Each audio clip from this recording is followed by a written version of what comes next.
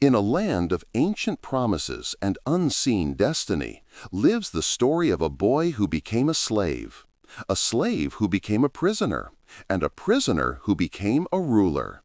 This is the full, powerful, and life-changing story of Joseph, son of Jacob.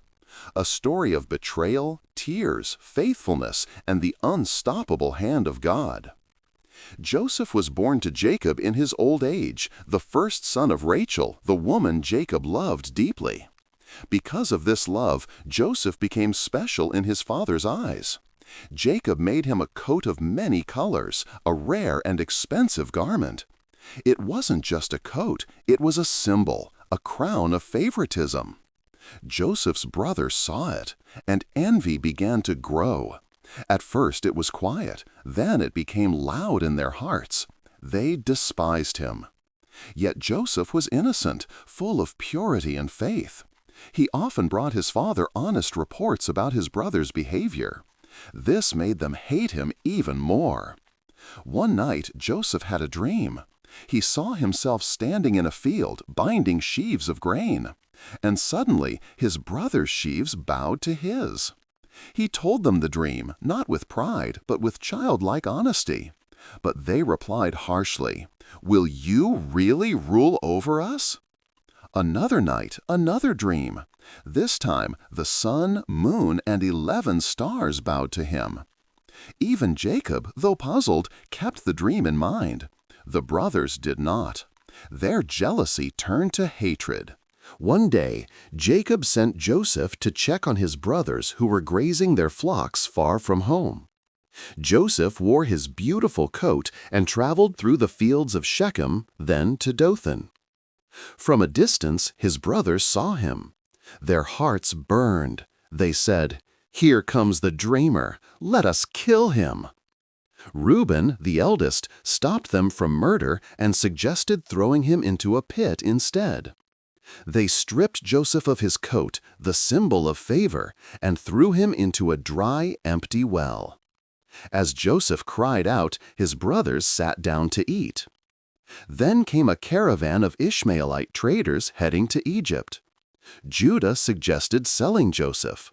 For 20 pieces of silver, they handed him over to strangers.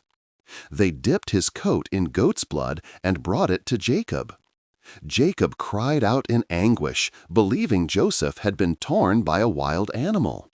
He refused to be comforted. And Joseph, taken from home, bound in chains, was carried toward a land he had never seen. Joseph was sold to Potiphar, an officer of Pharaoh and captain of the guard. But even in slavery, the Lord was with Joseph. Everything he touched prospered. Potiphar saw this and made Joseph the overseer of his entire household. From a slave, Joseph became a manager. But Potiphar's wife cast longing eyes on Joseph. Day after day she tried to seduce him. Joseph refused, saying, "How can I sin against God and betray my master?" One day, when they were alone, she grabbed his garment.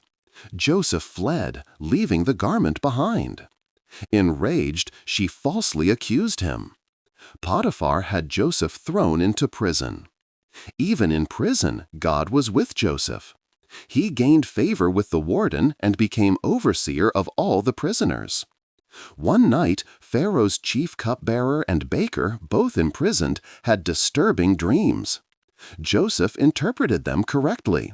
The cupbearer would be restored. The baker would be executed. Joseph requested, "When you are restored, remember me." But the cupbearer forgot him. 2 full years passed. Joseph remained in prison, innocent, forgotten by man, but not by God. One night, Pharaoh had 2 dreams no one could interpret. Suddenly, the cupbearer remembered Joseph. Joseph was brought from the prison, shaved, washed, and presented before Pharaoh. Pharaoh said, "I hear you can interpret dreams." Joseph answered, "It is not in me. God will give Pharaoh the answer." Joseph interpreted the dreams. 7 years of abundance, followed by 7 years of severe famine. Pharaoh was amazed and said, "Can we find anyone like this man, in whom is the Spirit of God?" He made Joseph second in command, governor of all Egypt. From the prison to the palace. During the years of abundance, Joseph stored grain in massive quantities. When famine came, the whole earth cried out for food. People from every nation traveled to Egypt, including Joseph's brothers. Joseph's brothers bowed before him, just as his dreams had said, but they did not recognize the Egyptian ruler as their brother. Joseph tested them, not to punish them, but to see if their hearts had changed. He held Simeon and demanded they bring Benjamin, the youngest brother. When Benjamin finally came, Joseph was moved to tears. He hosted them, fed them, and continued testing their loyalty. In the final test, Joseph accused Benjamin of stealing a silver cup. Judah stepped forward and offered himself in Benjamin's place. This was the transformation Joseph needed to see. Unable to hold back his tears, Joseph sent all servants out. He wept loudly and said, "I am Joseph. Is my father still alive?" The brothers were terrified. But Joseph said, "Do not be afraid. You meant evil against me, but God meant it for good, to save many lives." He embraced them. He forgave them. He wept with them.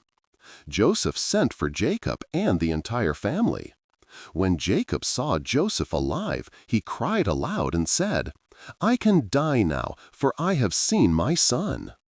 Jacob lived in peace in Egypt for many years.